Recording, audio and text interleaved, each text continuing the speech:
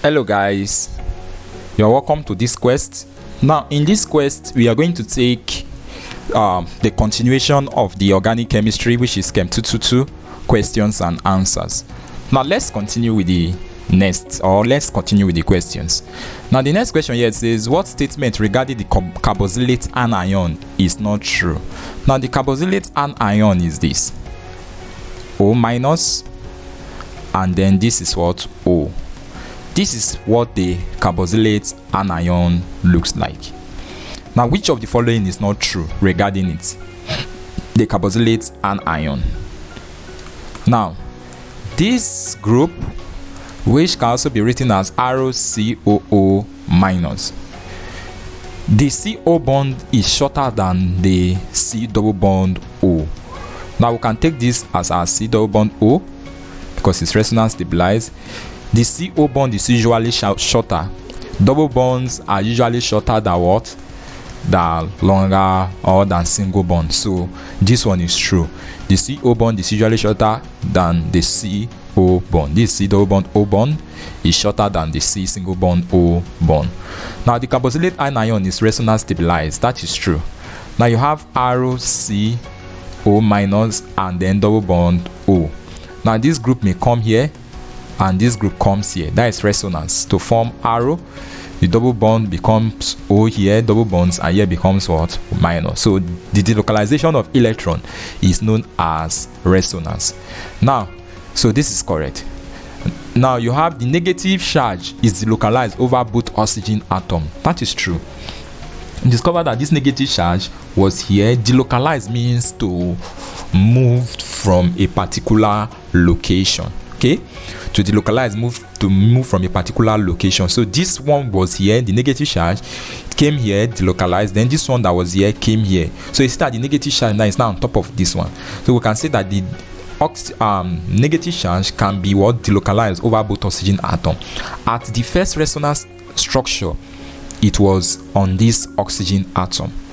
At the second resonance structure, it's on this other oxygen atom. So that is correct. Now it can be formed by the reaction of carboxylic acid with alkaline metal. This is not true. It can only be formed by the reaction of carboxylic acid with what? Bases like sodium hydroxide. Okay, so the correct answer to this question is option D. Option D. That is the correct answer. That is not true. Now the next one says, next question please. Now the process of refluxing a mixture of alcohol with carboxylic acid. So let's say this is carboxylic acid plus, let's say this is an alcohol. The process of refluxing this in the presence of ACl is called, now this will form a product called ester, RO plus H2O, and this process is called esterification. Okay, process is called esterification. So the correct answer to that question is option C, which is esterification. Okay, so that is the answer to that question. Let's look at the next. The compound labeled I is, what's the name of this compound? Of course we know that this compound has the general formula ROC double bond arrow, and this is a ketone. So this compound is a ketone, which makes option D the correct answer. Now the next one is, which of the following reagents and conditions are necessary to convert I to II? Correct answer is option. Now somehow I was a bit skeptical about this, reason being that these two reactions are almost the same and the temperature are almost the same also. The temperature differs.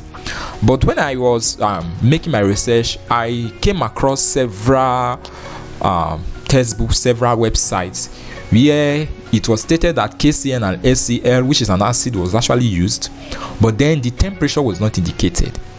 Now, but I came across a textbook by Jonathan Claydon, that indicated heat, and when there is heat, that is to say that you actually elevate the temperature somehow higher than room temperature, Now room temperature is usually 20 to 25 degrees. So if there is heat, it means it was heated above room temperature, and hence the correct answer should be what? Option D. So these are the reaction conditions. Now KCN is to supply the what? The nitride that is required to form this. Okay, this reaction is known as the formation of cyanohydrin. So we have KCN here, and then what? ACl. When these two react with this to form this product, then when this product undergoes reductive amination to form this. So let's continue. The general name of the compound III is, now the compound III is this. This is the compound. What's the general name? Said they are called the cyanohydrin. That's option A. These are called the cyanohydrin. Okay. Now let's look at the next. Dash are required to convert II to V. Dash are required to convert II to V. Now what is required is nickel and hydrogen at 300 degrees Celsius. Why? Because this will reduce this compound, the cyano group, to an amine. Group. Addition of what? Hydrogens to form what? Amine. So the hydrogen must be in excess, so that 2 will enter here and 2 will come here to break the double bond, because there is a triple bond here. This CN you see is a triple bond. Now if you add one hydrogen at first, this will give us C, then one of the double bond will break in such a way that you now have hydrogen here, double bond, and what? NH. So you have CH double bond what? NH, by adding 2 hydrogen atom. Now if you add another 2 hydrogen atom, what will it give? You have CH, one of the bond will break, then you now have NH2, CH2, NH2. So whenever a hydrogen atom is added, one bond is broken. Whenever another hydrogen bond is added, another bond is what? Broken. At this point in time, you cannot reduce further.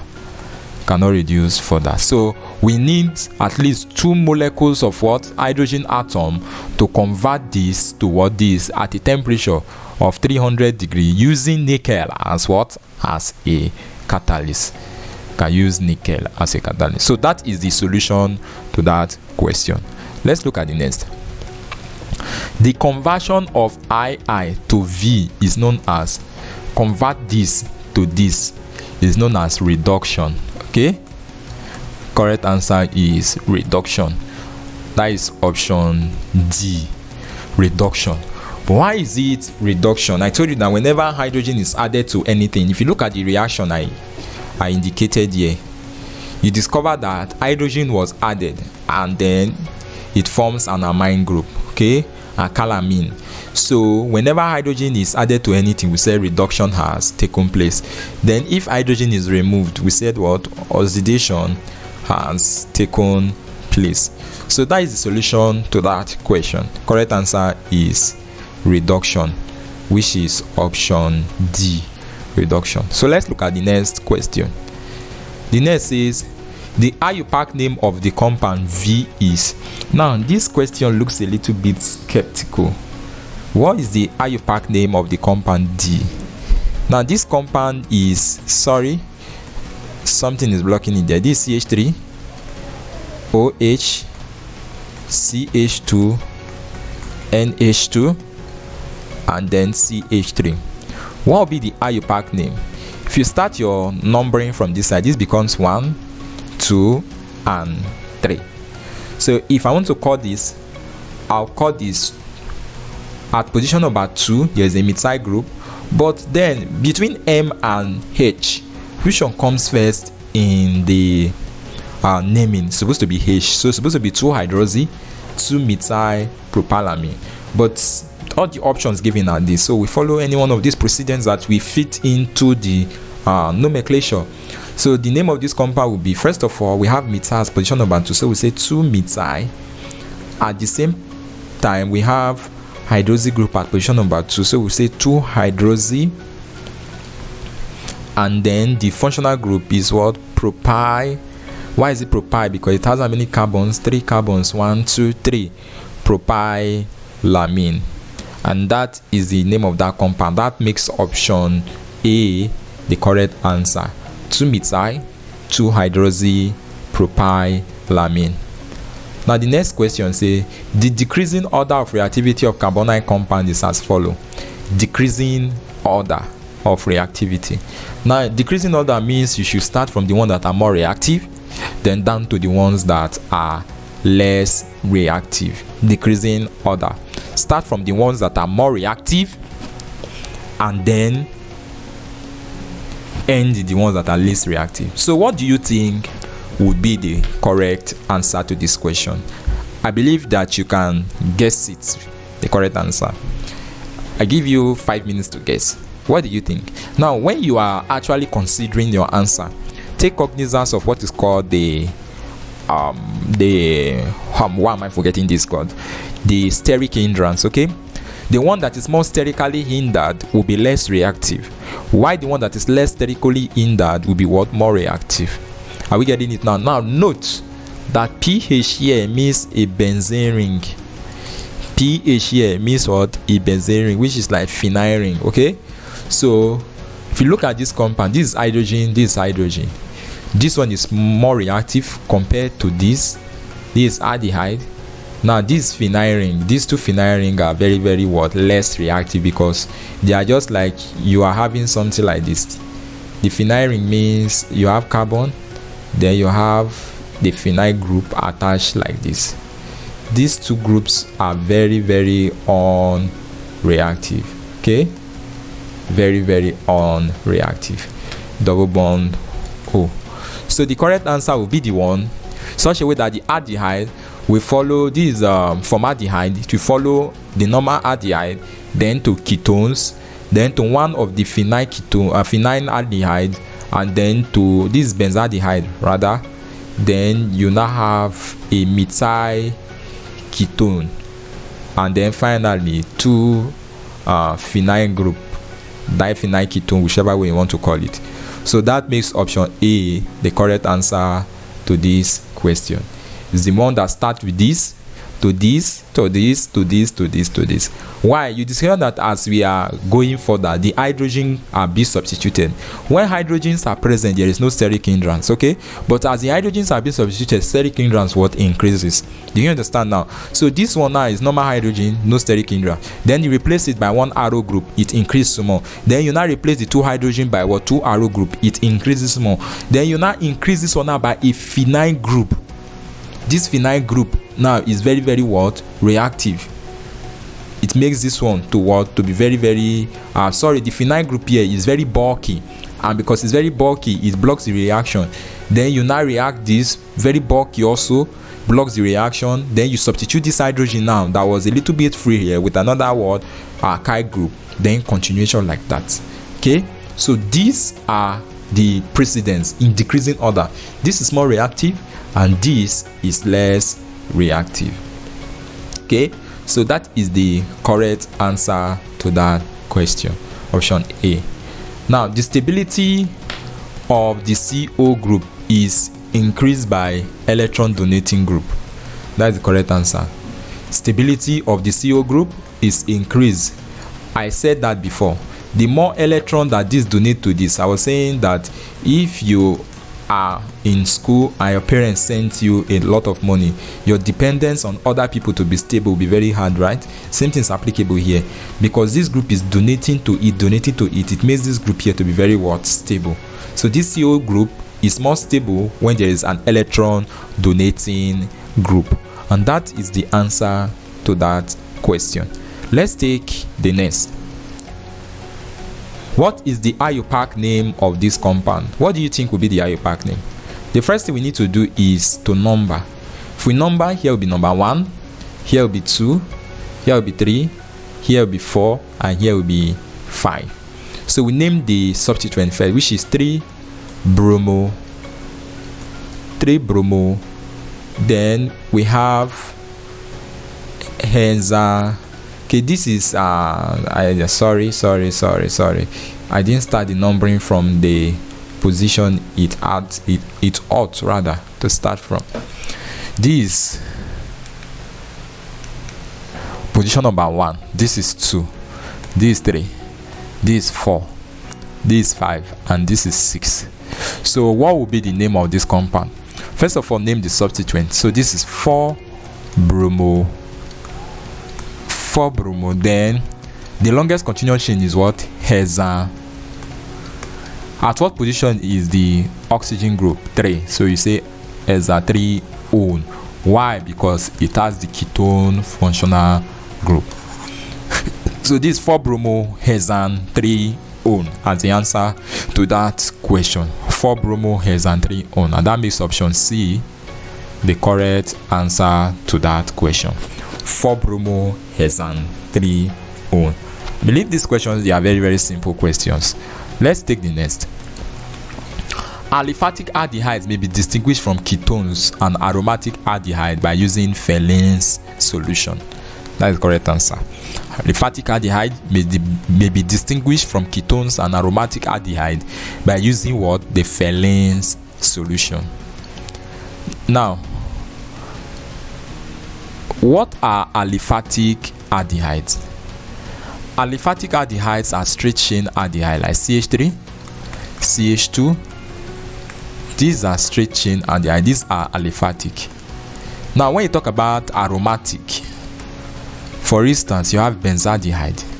Is it aromatic or not? We don't know. But this is something related to the aromatic. So, can you distinguish between this straight chain aldehyde and these ones? Or let's say aromatic ketones. Aliphatic ketones. These are aliphatic ketones. And these are the aldehydes, which can be written as this C double bond O and what? H. They can be distinguished using the Fehling's reagent, okay, or Fehling's solution, and that makes option B the correct answer. Aldehydes are oxidized by, they can be oxidized by this, by KMnO4, by nitric acid, and all of these. So the correct answer is what? All of these. Aldehydes are oxidized by this. Now, when aldehydes are oxidized, what are formed? Carboxylic acids are formed. Okay, aldehydes are oxidized to form carboxylic acids. Now, to continue the quest, let's take the next question. The carbonyl group is, now the carbonyl group is something like this, CO. Now we are told that the carbonyl group, it has a partial positive charge on the carbon, a partial negative charge on the oxygen. Now the carbonyl group is unpolarized. That is not true. It's polarized. Then C says it's polarized with positive charge on the carbon atom. That is true. It's polarized with the positive charge on the carbon atom, and then D says polarized with negative charge. That is false. So the correct answer to this question is option C, which states that it's polarized with positive charge on the carbon atom. This is the carbonyl group C double bond O. In most cases, you see this is partially positive and this is all partially negative. So the partial positive charge is on the carbon and not on the oxygen. Now let's continue. They say use the chemical equation below to answer question 34 to 38. Now the chemical transformation from I to II is, where is the chemical transformation from I to II? The process is called saponification, where ester reacts with sodium hydroxide to form the salt, which is sodium alkanoate and whatsoever that will be formed here. Okay, so the process is called saponification. This is a saponification reaction. For instance, if you have RO, COO reflux with sodium hydroxide, it will give ROCOO Na plus ROOH, okay, where OH is the byproduct as an alcohol. Saponification process. Now, the reagent and condition of reaction 2 required for conversion of I to II is, I've already told you that you reflux with sodium hydroxide. So the correct answer is refluxing with concentrated sodium hydroxide. That will give us the saponification process. Okay, saponification. Now the next thing is refluxing with sodium hydroxide. That is the option. Now the next one is the byproduct labeled IV. I told you that IV, this is IV, is an alcohol. Now, what kind of alcohol is that? The alcohol OH is from this arrow here. This is supposed to be arrow OH. That makes option D the correct answer to this question. Option D the correct answer, to form an alcohol, which we already said. Now, the next one is the compound V is the compound that will be formed when the sodium salts of carboxylic acids, when the sodium salts of carboxylic acids are hydrolyzed, acid hydrolysis, the product formed would be an acid, which is carboxylic acid, like this. Okay, so the correct answer is an acid, which is option A, the correct answer, to form an acid. Okay, now let's proceed with the quest. The compound I is what? This is an ester. Compound I is an ester. It has the ester functional group, which is arrow C double bond O O R prime. This is a very, very simple question. Nobody needs to tell you what to do here. Okay, this is an ester. Now, derivative of carboxylic acid with the general formula, this undergoes what kind of reaction? They undergo nucleophilic. Oh, sorry, this was a mistake from here. Back the cheat. They undergo nucleophilic substitution reaction, not nucleophilic elimination. They undergo nucleophilic substitution reaction. Okay, they undergo nucleophilic substitution. So this is the correct answer as opposed to what you have there. Correct answer, nucleophilic substitution reaction. Okay, now the unenviable body odor of goat is due to the exuding of this acid. Correct answer is caproic, caprylic, and capric acid. When goat exude all this acid, it has what? This unenviable odor. That is why when the goat walks past, most especially those dwarf goats, there, the place smells bad, and you know that a goat has passed through this place. Okay, so they exhibit these acids, which are caproic, caprylic, and capric acids. Okay, so that is the answer to that question.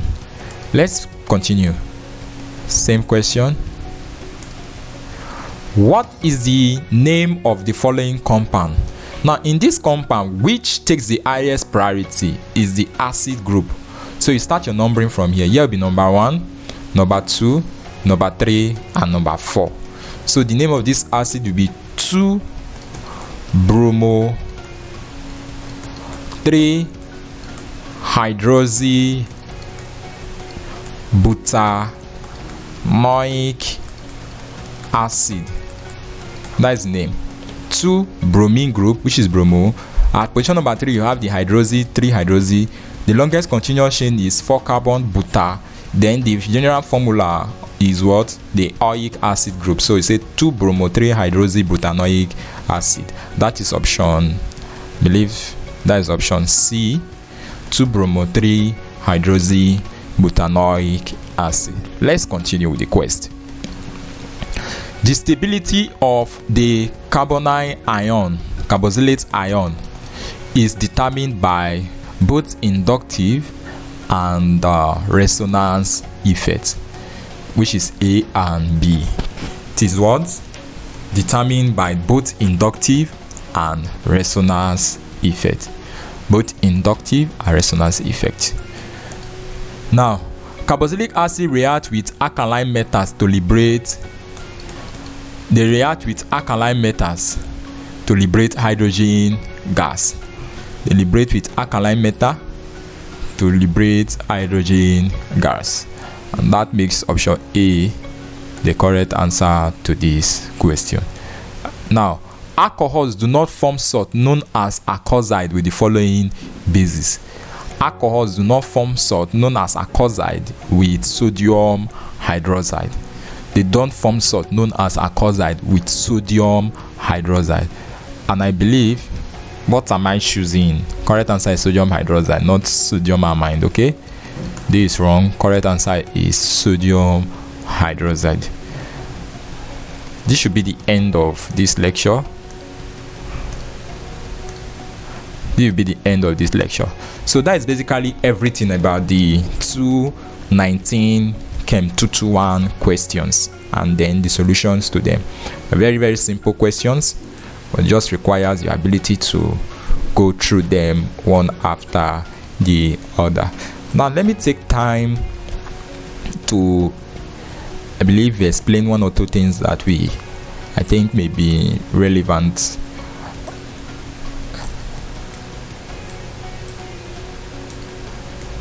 Okay, we are done with almost everything. I'm done with almost everything. So that's the solution to these questions. Thank you for your time.